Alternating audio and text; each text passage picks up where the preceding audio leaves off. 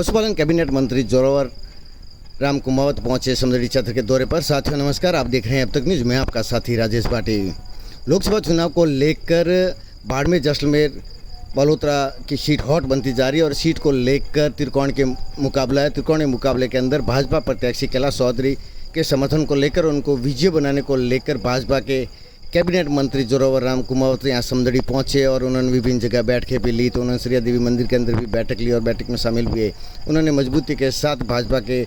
प्रत्याशी कैलाश चौधरी को विजय दिलाने और आने वाली 26 तारीख को भाजपा के पक्ष में मतदान को लेकर उन्होंने जगह जगह बैठकें ली और मजबूती के साथ ही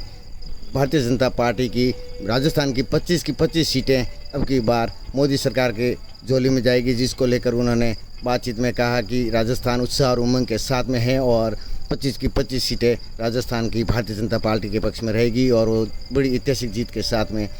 वापस तीसरी बार मोदी प्रधानमंत्री कार्य के रूप में शपथ ग्रहण करेंगे। तो वही उन्होंने कहा कि आम आदमी तक यानी कि देश और प्रदेश की जो योजना है वो तो कैसे पहुंचे, अंतिम छोर तक पहुंचाने के लिए भाजपा के कार्यकर्ता और पदाधिकारी जुटे हुए हैं। तो वही उन्होंने कहा कि आने वाले समय में भाजपा बहुमत के साथ में भारी संख्या जीत के साथ में बाड़मेर जैसलमेर से कैलाश चौधरी विजय होंगे और विजय को लेकर उत्साह और उमंग के साथ में भाजपा के कार्यकर्ता पदाधिकारियों सहित आम जन ग्रामीण यानी उत्साह और उमंग के साथ में बीजेपी के पक्ष में मतदान करेंगे। तो वहीं उन्होंने कस्बे के अंदर मोनिका डिजिटल स्टूडियो का उद्घाटन किया और उनके साथ में भाजपा प्रदेश महिला मोर्चा के अध्यक्ष मंजू कुमावत भी साथ में रही एवं भाजपा के कार्यकर्ता और पदाधिकारी मौजूद रहे। मैं लगातार 15-20 दिन से यहाँ क्षेत्र में हूँ और अभी जगह जगह पे मीटिंगें लेने का भी अवसर मिल रहा है, कार्यकर्ताओं से मिलने का भी मौका मिल रहा है, जनता से भी रूबरू होने का मौका मिल रहा है। और निश्चित रूप से जिस तरह का रुझान सामने आ रहा है, जिस तरह से कार्यकर्ताओं में जोश है, जिस तरह से जनता में जोश है और मोदी जी के प्रति जो उनका जनता और कार्यकर्ताओं का जोश है, जिस तरह से मोदी जी ने पिछले 10 साल में भारत के लिए काम किया, भारत को विकसित राष्ट्र बनाने के लिए काम किया और समाज के अंतिम छोर पे जो व्यक्ति बैठा है, कमज़ोर से कमज़ोर व्यक्ति, वहाँ तक भी बिजली, पानी, शिक्षा, चिकित्सा, सड़कें सारी कैसे पहुँचे। और मोदी जी ने माना है कि देश में 4 जातियाँ हैं, एक जाति महिला है, एक जाति गरीब है, एक जाति युवा है और एक जाति किसान है। इन 4 जातियों को कैसे मजबूत करें और इन 4 जातियों के में भाजपा कैसे पहुँचे और इनका कैसे उत्थान हो, इस दिशा में मोदी जी ने नीतियाँ बनाई है और वहाँ तक सारी योजनाओं का फायदा भी वहाँ तक पहुँच रहा है। और देश विदेश में मोदी जी ने जिस तरह से भाजपा का नाम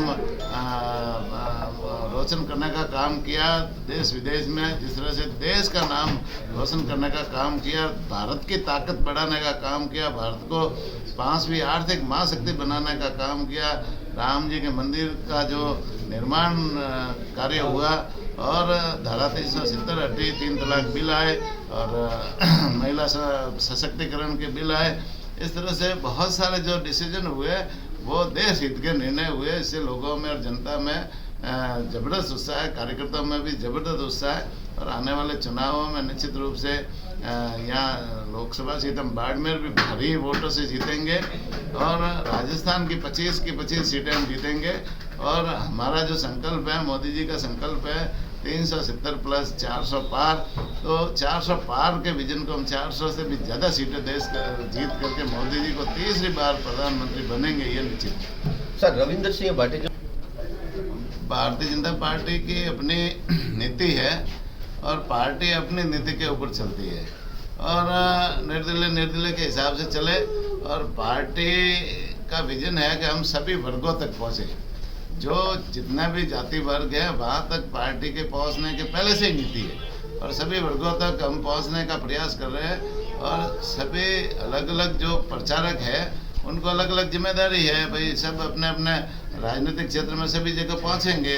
मोदी जी की नीतियों को बताएंगे। राज्य सरकार ने पिछले 4 महीने में जो अभूतपूर्व काम किया, भजनलाल जी के नेतृत्व में जो काम हुए